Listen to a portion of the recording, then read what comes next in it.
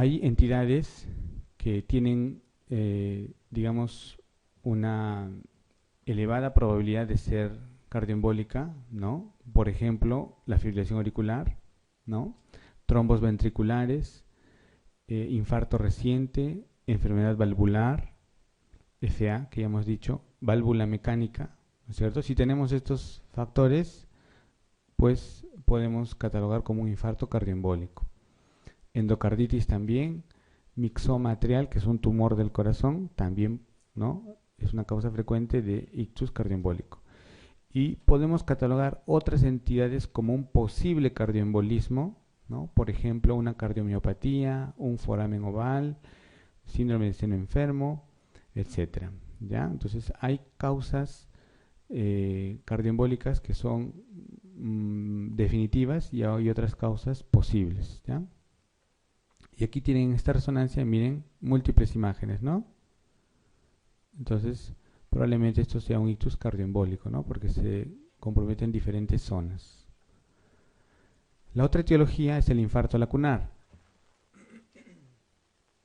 El infarto lacunar ocurre, ¿se acuerdan de ese gráfico que les mostré de las arterias perforantes, que son arterias terminales que no tienen anastomosis? Como ustedes comprenderán, si se obstruye esa arteria, pues va a haber una lesión, ¿no? Porque no hay anastomosis, no hay otra forma de, ¿no? Y si recuerdan también, son arterias muy pequeñas, muy finas, ¿no es cierto? Entonces, la zona que se va a alterar también va a ser pequeña, ¿no? Por el gráfico, ¿no? ¿Recuerdan? Entonces, ¿cuál es la patogenia de esto? Es por microateromatosis y lipohialinosis de las arterias perforantes cerebrales. Característicamente estos infartos son menores de 15 milímetros, ¿no? Como ustedes comprenderán por el gráfico que hemos visto, ¿sí? No existe disfunción cerebral superior ni hemianopsia. ¿A qué se refiere esto? ¿Cuáles son las funciones cerebrales superiores? Por ejemplo, el lenguaje, ¿no es cierto? ¿No? El cálculo, la atención, etcétera, ¿no es cierto? Esas son funciones superiores. Esas arterias perforantes están en la parte interna. Las funciones superiores son corticales, ¿no es cierto? Entonces, la corteza no está comprometida en los infartos lacunares, sino en la región profunda, ¿sí? Por eso es que no existe disfunción cerebral superior, ¿me entienden? Y tampoco hemianopsia, porque las vías visuales van por otras zonas, ¿ya? Eso es lo que caracteriza el infarto lacunar. Entonces, ustedes pueden tener, por ejemplo, un paciente que despierta en la mañana y tiene una hemiplegia derecha, no puede mover el lado derecho, ¿ya? Pero el paciente les conversa, él les habla, de repente puede tener un poco de disartria, pero les habla, les cuenta que amaneció así, que ayer estaba bien, estuvo haciendo sus cosas y que hoy día no puede mover el lado derecho, ¿no? Diferente a un paciente que podría llegar con una hemiparesia derecha a predominio faciobraquial y como es derecho, probablemente tenga fascia, ¿no es cierto? Entonces, este otro paciente no les va a poder hablar, ¿no? Porque está afásico, ¿no? Va a tener una paresia a predominio faciobraquial. Entonces, ustedes pueden deducir fácilmente que este último paciente que les digo es un compromiso de cerebral media, ¿no es cierto? Y la hemiparesia, ¿no? Faciobraquial se explica por eso del homúnculo, ¿recuerdan? Y la fascia porque se compromete el área del lenguaje, ¿no es cierto? Entonces ustedes están viendo que tiene trastorno de función mental superior, trastorno motor con una cierta distribución topográfica, ¿no es cierto? Entonces fácilmente uno dice, ah no, este es un infarto de cerebral media, diferente, ¿no? En cambio el otro paciente que está pléjico, ¿no? No puede mover nada, pero es porque se ha comprometido la parte interna del cerebro, por donde está de repente la cápsula, no sé, ¿no? En algún punto más pequeño, pero no hay alteración de funciones mentales superiores. El paciente puede conversar, les puede contar, ¿no? Quizás tenga un poco de disartria, pero fácilmente ustedes se pueden dar cuenta. ¿Se entendió? ¿Ya? O de repente el infarto lacunar está en el tronco, ¿no? En el tronco cerebral, ¿ya? Existen 5 síndromes lacunares que ustedes deben de conocer, ¿no? Motor puro, sensitivo puro, sensitivo motor, hemiparesia, ataxia del mismo lado, ipsilateral, y disartria mano torpe, ¿ya? Esos son los síndromes lacunares más frecuentes, ¿ya? Entonces, aquí tienen, por ejemplo, ¿no? Aquí está la protuberancia y aquí está el infarto. Es un infarto lacunar en la protuberancia, ¿ya? Aquí tienen una imagen de resonancia, ¿no? Y ven esta zona pequeñita, un infarto talámico lacunar, ¿ya? Que en este caso le produjo al paciente un síndrome sensitivo puro, ¿no? O sea, ahí lo que les decía, ¿no? Sensitivo puro, motor puro o motor sensitivo, etcétera, y los otros, ¿ya? La otra etiología son los infartos de causa rara o poco habitual. Entonces, estos son infartos de pequeño, mediano o grande tamaño. Pueden ser de localización cortical o subcortical en cualquier territorio en un paciente que se ha descartado que este infarto sea aterotrombótico, cardioembólico o lacunar. Y generalmente ocurre por trastornos sistémicos, como pueden ser enfermedades del tejido conectivo, infecciones, neoplasias, alteraciones metabólicas, de coagulación, u otras enfermedades como disecciones arteriales, aneurismas, malformaciones, trombosis venosa, vasculitis, migraña, etc. ¿Ya? Entonces, todas las causas raras entran acá. ¿Ya? Y aquí tienen, por ejemplo, este es un paciente que tenía cisticercosis, ¿ya? Aquí está en la resonancia, e hizo estos infartos en esta región de la cerebral media derecha, ¿ya? Y cuando se le hace la angioresonancia, se ve que ambas arterias cerebrales medias están disminuidas de calibre, ¿ya? O sea, es una vasculitis por la neurocisticercosis que llevó a infarto, ¿no? Es un infarto de causa rara, ¿está bien? Aquí tenemos otro caso, es un paciente que tuvo una infección por varicela zoster, igualmente hizo una vasculitis por esto, ¿no? Hay compromiso de diferentes vasos, miren ahí está el infarto, incluso hizo una hemorragia en la zona anterior, ¿ya? Entonces un ictus por vasculitis por una infección de varicela zoster, ¿ya? Esas son causas raras o poco habituales de los infartos. Y existe el infarto cerebral de origen indeterminado, o sea que no podemos decir por qué ocurrió el infarto, ¿no? Generalmente esto ocurre en jóvenes. Ahora, el infarto es de origen indeterminado, puede ser de dos tipos. Puede ser indeterminado porque existen dos o más factores de riesgo probable o porque no se encontró una causa determinada, ¿ya? Supongamos que sea un paciente con signos de aterosclerosis, además tenga una fibrilación auricular, ¿ya? Entonces en ese caso quizás tendríamos dudas en determinar si es un infarto cardioembólico o es un infarto aterotrombótico. En ese caso podría caer en esta clasificación como un infarto de origen indeterminado por dos causas, ¿no? Probables, ¿no es cierto? ¿Me dejé entender? Y el otro grupo de estos de origen indeterminado es que nosotros le hacemos todo y no encontramos nada, ¿ya? Está bien del corazón, está bien de las arterias, ¿no? No tiene dislipidemia, todo está normal. Entonces, es un infarto de origen indeterminado porque se hicieron todos los estudios y no se encontró una causa. Pero es diferente hacer esos estudios en un hospital grande o en un hospital pequeño, ¿no es cierto? De repente, para poner un ejemplo, ¿no? En el hospital Almenara se cuenta, pues, de repente con todos los equipos, se puede hacer ecotransesofágica, Doppler, etcétera, y no encontramos nada. Es diferente a que lo hagamos en un hospital pequeño y que no tengamos de repente Doppler o no tengamos algunos otros estudios. Entonces puede ser una causa indeterminada por estudios incompletos o una causa indeterminada con estudios completos, pero que sí no se determina una causa, ¿ya?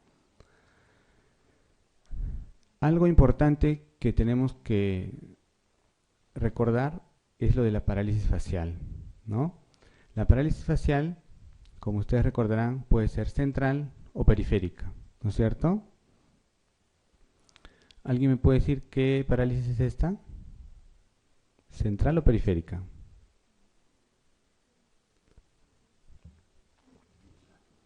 ¿Central o periférica? Ya por ahí escucho central. ¿Alguien dice periférica?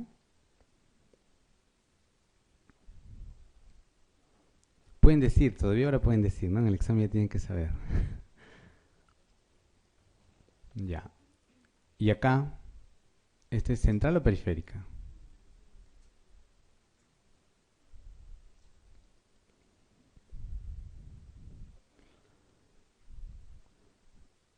Aquí en la parte superior vemos un compromiso, ¿no? De esta zona, ¿no es cierto? El paciente está mostrando los dientes y aquí ¿no? Hace un movimiento normal, aquí no. Aquí le dicen que levante las cejas y aquí levanta muy bien y aquí no. Acá también está haciendo lo mismo, ¿no es cierto? Entonces esta es una parálisis de toda la hemicara derecha, es periférica. ¿Ya? Esta es una parálisis periférica. ¿Está bien? Ya no se van a olvidar, ¿no? Aquí abajo, el paciente también le están diciendo que muestre los dientes y probablemente también que levante las cejas. Como ustedes ven, aquí hay un compromiso, pero aquí no, ¿no es cierto? En cambio acá, hay en la parte inferior y en la parte superior. Esta es periférica y esta es central. ¿Está bien? O sea que la parte inferior corresponde a una parálisis central, ¿ya? Y es lo que nosotros vamos a observar cuando exista un compromiso de cerebral media, ¿no? ¿Ya? Una parálisis central. ¿Cómo hacemos la evaluación del paciente con ictus isquémico, ¿no? Lo primero que tenemos que hacer es pedir una tomografía, ¿ya? Entonces, una tomografía sin contraste. No es necesario poner contraste para ver este tipo de patología. Y lo otro que tenemos que ver es que no exista una explicación de otra causa que sea no vascular de esos síntomas. Por ejemplo, imagínense que el paciente tiene una hipoglicemia, ¿no? Llegó porque se le paralizó este lado derecho, ¿no? Pero ustedes le toman un hemoglucotés y la glucosa está, no sé, en 20, en 30, ¿no? Le ponen su dextrosa y el paciente recupera la fuerza. ¿Qué fue? Una hipoglicemia, no fue un ictus, ¿no es cierto? ¿Ya? Entonces, tenemos que ver que no haya otra explicación para ese cuadro, ¿no? Que no sea una encefalopatía hipertensiva o una migraña complicada o que sea una crisis epiléptica, ¿no? A veces las crisis epilépticas pueden dejar un posictal con hemiparesia o hemiplegia y uno puede pensar de que es un ictus, pero no es un ictus, sino es un posictal, ¿ya? Y finalmente el trastorno conversivo, ¿no? ¿Quién no ha visto un paciente que llega a la emergencia, ¿no? Que se le paralizó un lado del cuerpo, etcétera, que no puede mover y es un trastorno conversivo, ¿no es cierto? ¿Qué ven en esta tomografía? Sí se nota, ¿no es cierto? Vemos en tomografía hablamos de densidades, una hipodensidad en esta parte, ¿no es cierto? Es una hipodensidad clásica de la cerebral media, ¿ya?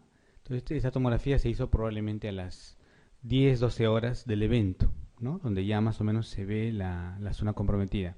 Se hace un control a las 24 a 48 horas y miren cómo está la imagen, ¿no? Es un infarto extenso que está desviando la línea media. Miren, ¿no? La línea media debería estar acá, ¿no?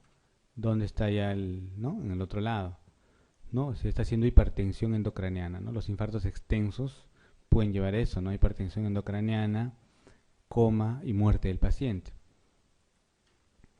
Esta es una imagen de resonancia y esta es una secuencia de difusión. En la difusión el infarto se ve así, blanco. Y eso se puede comparar con una angiotomografía. Esta es una angiotomografía para ver los vasos. Aquí tienen ustedes la cerebral media, miren.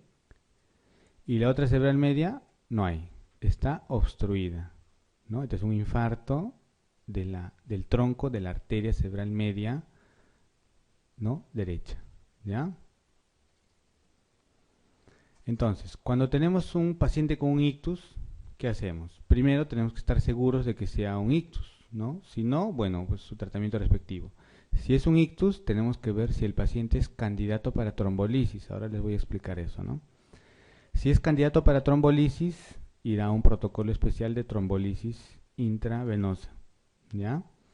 Si no es candidato, habría que ver si puede hacerse un tratamiento de trombolisis intraarterial, ¿no? Y si es candidato, va a un protocolo especial. Si no, el paciente va a medidas generales.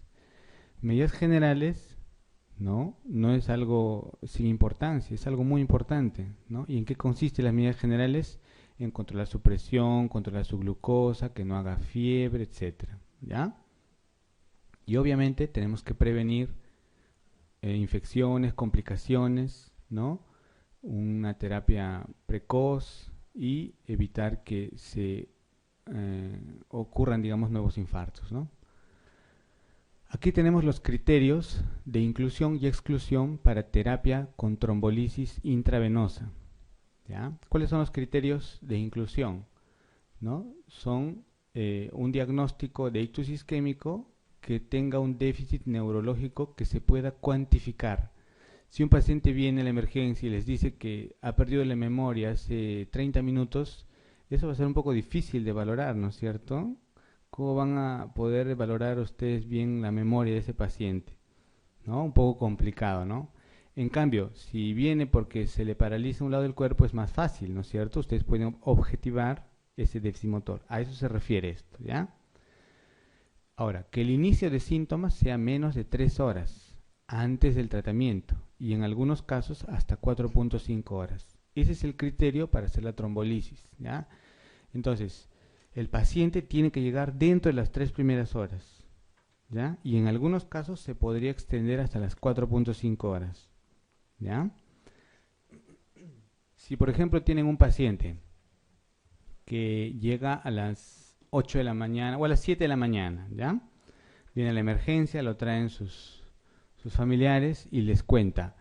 El paciente, hoy día cuando lo fuimos a ver en su dormitorio, estaba con el lado derecho paralizado, ¿no? Y lo hemos traído inmediatamente, llegaron a las 7 de la mañana. ¿A qué hora lo encontraron en la mañana? A las 6, supongamos que les dicen, ¿ya? ¿Qué hacen? ¿Lo trombolizan? ¿Quién se anima a decirme sí o no y por qué? ¿Ya? O sea, tú te inclinarías a trombolizarlo.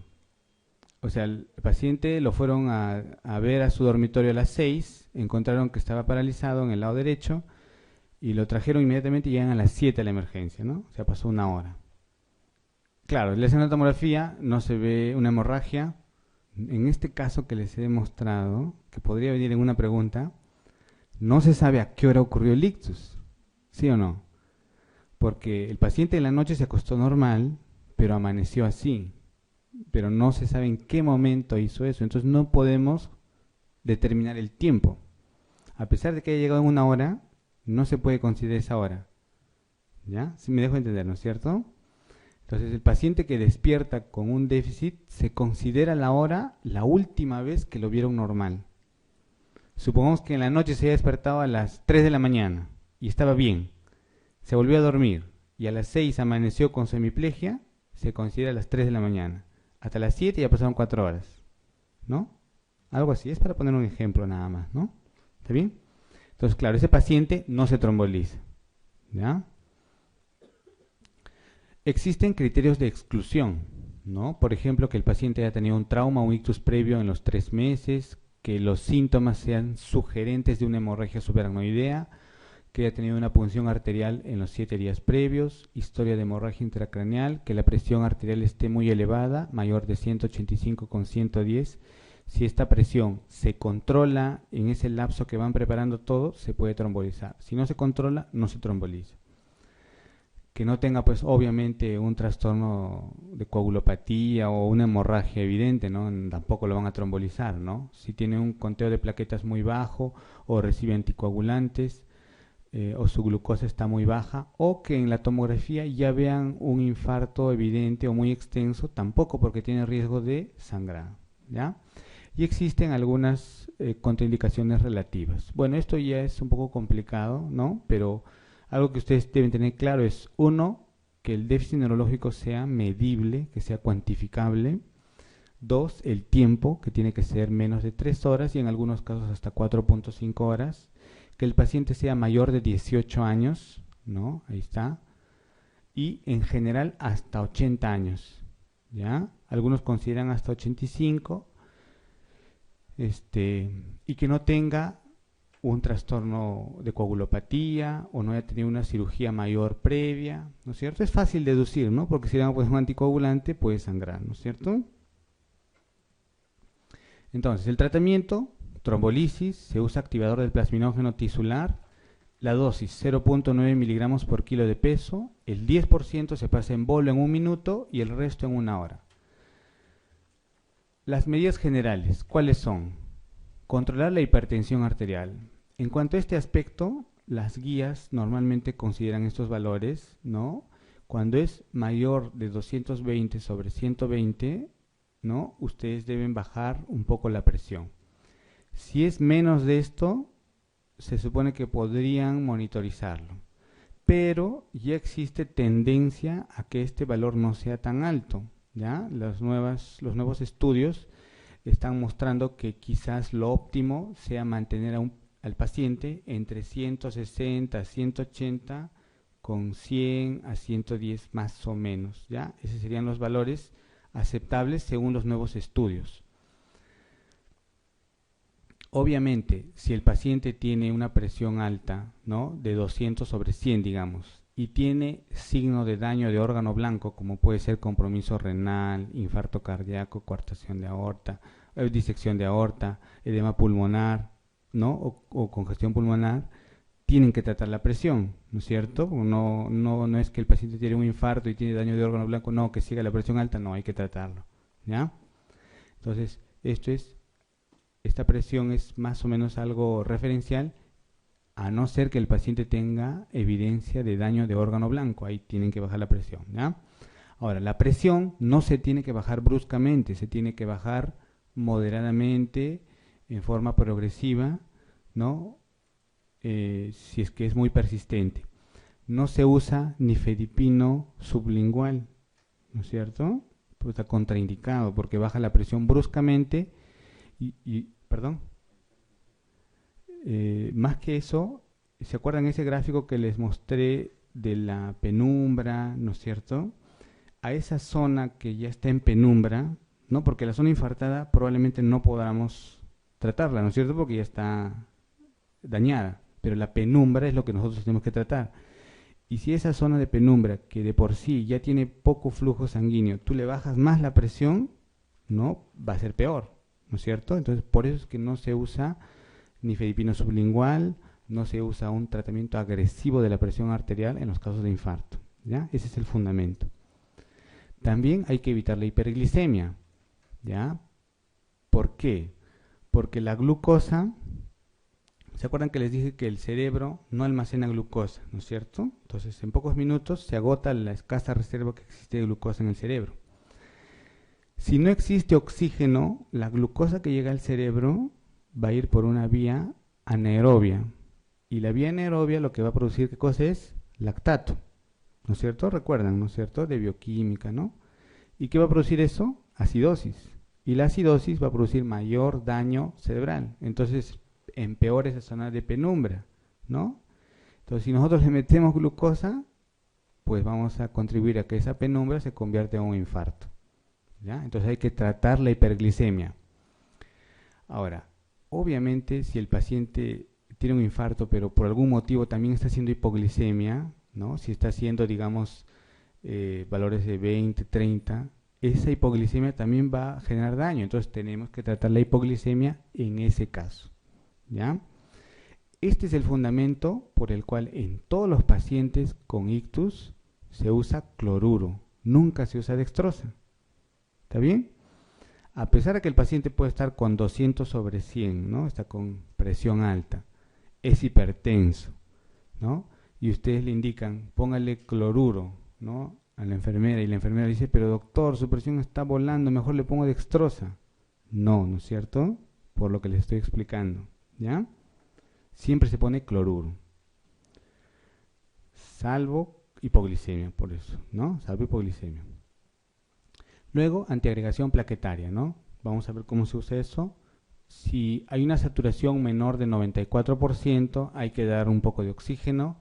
Si hace fiebre, hay que tratar la fiebre independientemente de cuál sea la causa. Y obviamente hay que ver que no sea alguna infección y tratarla, ¿no es cierto?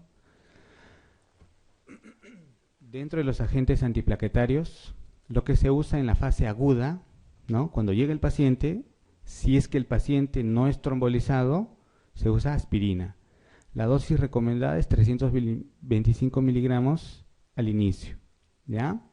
¿Cuál es el objetivo de usar la aspirina en la fase aguda? Prevenir recurrencia, porque el infarto puede repetirse. Y la aspirina ha demostrado que disminuye el riesgo de recurrencia, ¿ya? Y la dosis de aspirina ya para prevención secundaria va desde 50 hasta 325. En general lo que se usa es 100.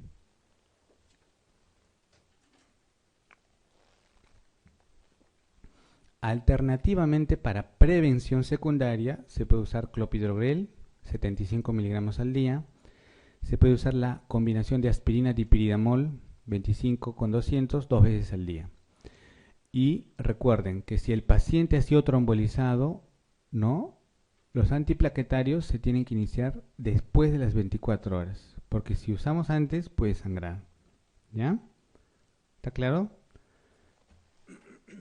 Si hay algo que no se entienda muy bien, por favor, pregunten, ¿ya? Para aclararlo de una vez. ¿En qué otras cosas más podemos usar en los pacientes con ictus? Se pueden usar también estatinas, ¿no?, que no solo es para bajar el colesterol, sino que tiene efectos pleiotrópicos, se llama. Y estos efectos pleiotrópicos son, por ejemplo, mejorar la placa que pudiera haberse roto, ¿no es cierto? Tiene funciones antiagregantes, funciones de bajar un poco la presión arterial, funciones antiinflamatorias, ¿no? O sea, hay diferentes efectos. Esos son los efectos pleiotrópicos de las estatinas, ¿ya? Que está bastante demostrado en lo que es infarto. Entonces, eso también se puede usar, aparte que va a servir de tratamiento para la dislipidemia, ¿no es cierto?